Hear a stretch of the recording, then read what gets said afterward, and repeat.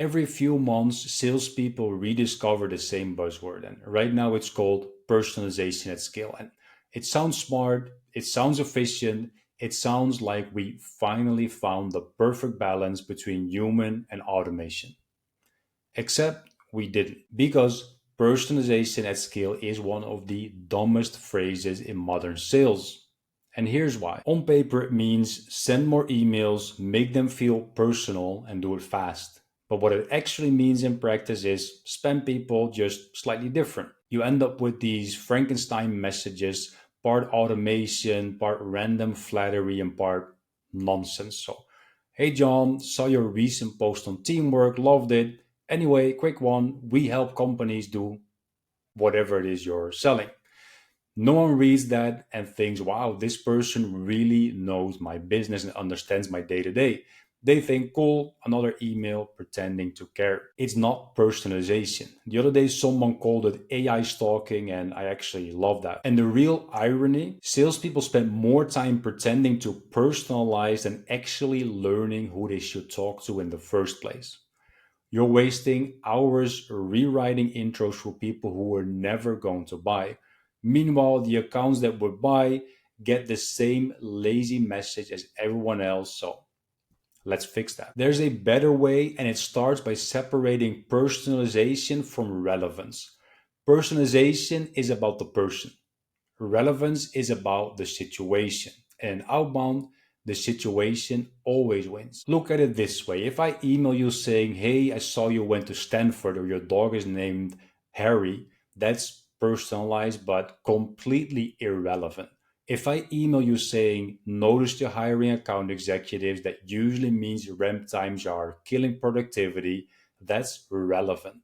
And it's infinitely more likely to get a reply. People don't care that you look them up, they care that you understand what's happening around them. And that is why 99% of personalization at scale just collapses. Because here's what the phrase really hides: the idea that quantity can replace context, that if you send enough emails with your first name, company name, a little compliment here, something you saw about them, that someone will buy. But inboxes are smarter now, and so are people. And AI filters, they read tone and intent and better than most SDRs. And the only thing that cuts through is relevance, not the illusion of effort. So let's talk about what actually works instead. This is what I call context at scale. See what I did there? You stop pretending to know the person and start proving you understand their environment. You use segmentation, not flattery, signals, not personalization. You build micro campaigns for specific clusters of people or companies who share real, measurable context. That may be a little bit abstract, so let me show you what that means. Imagine you sell to marketing agencies. The big ones, they're hiring, expanding, onboarding designers. Their pain is ramp time and consistency, for example. The small ones are buried in client work. Their pain is capacity and burnout. Different worlds, same industry. If you send both the same personalized message, hey, love your website, cool case study, by the way, this is what we do, then it's over. But if you build two small campaigns, one about managing creative ramp up, for example, and one about reclaiming billable hours, then you suddenly sound relevant. You're not doing personalization, you're doing segmentation with purpose. And that's the future of outbound. And yes, AI can help, but only when you feed it rich input and you know what to feed it. You don't say, write me a personalized email. You give it context, you give it data on the company, you give it signals you've detected, hiring, expansion, new leadership, funding, knowledge that you have about the industry, and you tell it, use this framework that I made earlier, speak to the problem behind these signals and observations that I made. No small talk, no fake compliments, and suddenly AI stops sounding like AI because it finally has something real to work with. So when I see people using personalization at scale, it's almost always the same mistake. They're trying to write better emails instead of choosing better targets. But if you spend more time refining who you're talking to, you don't need to write like a poet. You can be blunt and you still get replies. The best outbound teams aren't chasing skill, they're chasing accuracy. So here's what that looks like operationally. Instead of uploading a list of 10,000 random prospects, you build 10 micro segments of, for example, 100 people each.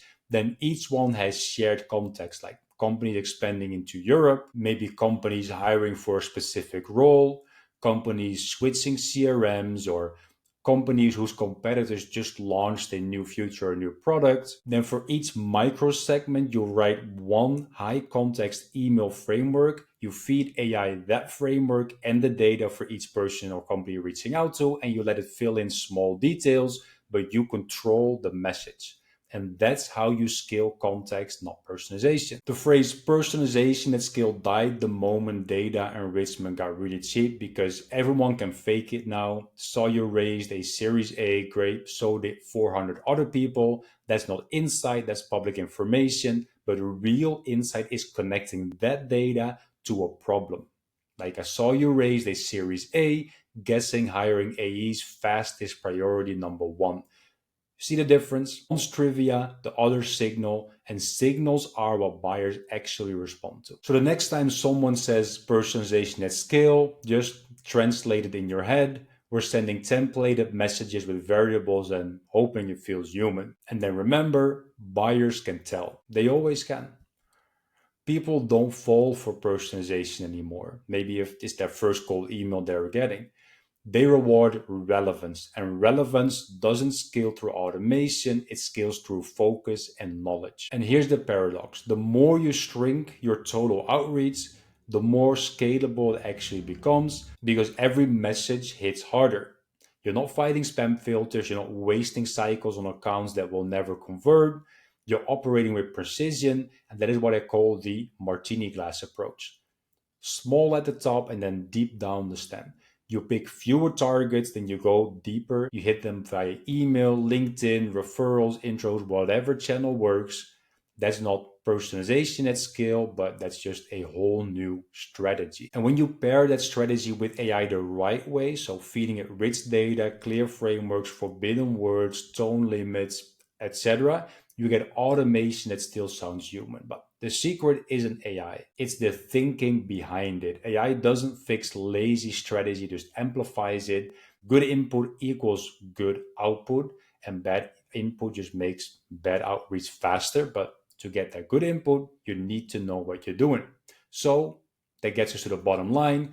Personalization at scale sounds great on slides, but in real life, it's a dead end because people don't reply to personalization, they actually reply to relevance, timing, and clarity. So if you want scale, segment tighter. You contextualize better, you use AI for depth, not decoration. And when you do that, you'll stop sounding like every other SDR in the inbox. And that's when you actually start writing emails people actually reply to, not because they're personalized, but because they make sense. And if you want to learn how to do that, you have to subscribe to the channel.